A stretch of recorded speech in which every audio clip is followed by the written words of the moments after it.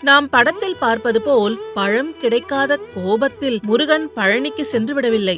அவர் உமா மகேஸ்வரனே உலகம் அனைத்தும் என்ற உண்மை தனக்கு தெரியாமல் போனதே என ஒரு கணம் எண்ணி பார்த்தார். அது எப்படி அண்ணன் கணபதிக்கு மட்டும் இது தெரிந்தது என்பதை ஆராய்ந்த கந்தனுக்கு பிள்ளையார் பிரணவ வடிவம். அவர் ஞானஸ்வரூபன். அந்த ஞானம் அவரின் கடும் தவத்தினால் கிடைத்தது. அதனால்தான் இந்த 7 உலகமும் சிவபார்வதியின் வடிவம் என்பதை உணர்ந்தார். அண்ணனைப் போல தானும் அந்த ஞானம் பெற, அதாவது பிரம்மஞனான தாம் சுப்பிரமணியனாக விரும்பினான். அதன் விளைவாகத்தான் தவக்கோலம் ஏற்று பழனி ஆண்டியாக பழனி மலையில் ஆண்டி கோலம் ஏற்றார்.